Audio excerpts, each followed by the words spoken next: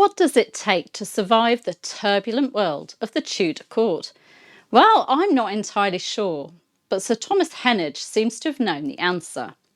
He served Cardinal Wolsey, gained Henry VIII's trust, witnessed the king's secret marriage to Anne Boleyn, replaced and executed Groom of the Stool, worked alongside Thomas Cromwell, and still managed to keep his head through the falls of queens, ministers and monarchs.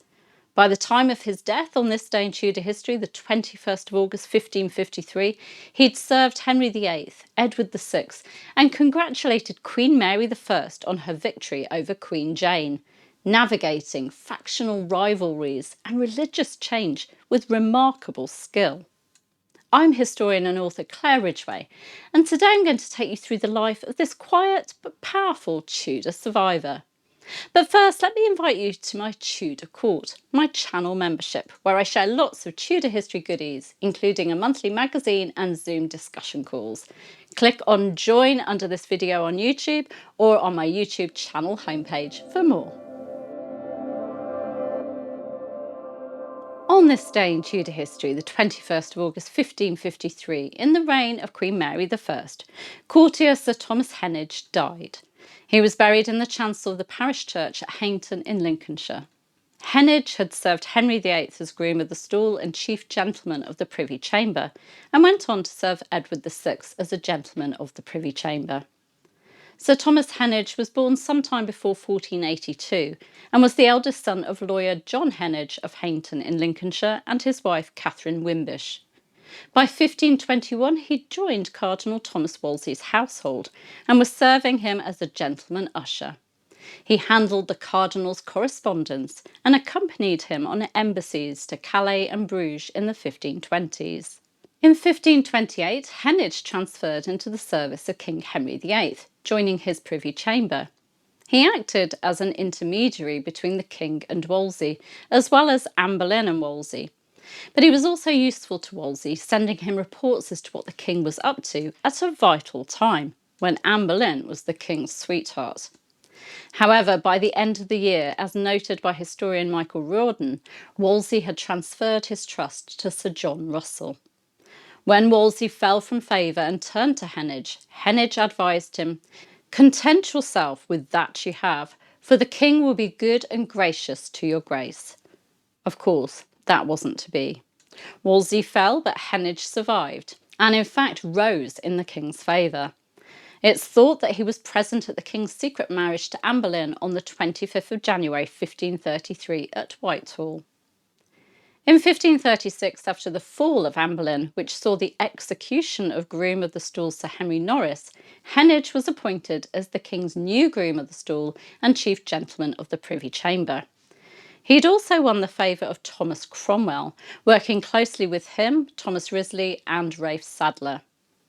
In 1537, Heneage was knighted, and although he survived the fall of Cromwell in 1540, he lost influence due to his Catholic faith, and in 1546 Sir Anthony Denny took over as both Groom of the Stool and Chief Gentleman of the Privy Chamber. Riordan points out, however, that he was still listed as attending the King's funeral in 1547 as a Gentleman of the Privy Chamber Extraordinary. Heneage served in Edward VI's Privy Chamber, but didn't take an active part in government. In July 1553, following the death of Edward VI, Robert Wingfield recorded that while the King's half-sister Mary was at Ipswich before she travelled to London to take the throne from Lady Jane Grey, Heneage visited her. Wingfield wrote, "From a more distant quarter came Thomas Heneage, an old and trusty servant of the great Henry VIII and the leading gentleman of his Privy Chamber, to congratulate the Queen on her victory. The Queen treated him with remarkable kindness, although he'd not unequivocally declared his support for the Queen in the Northumberland affair.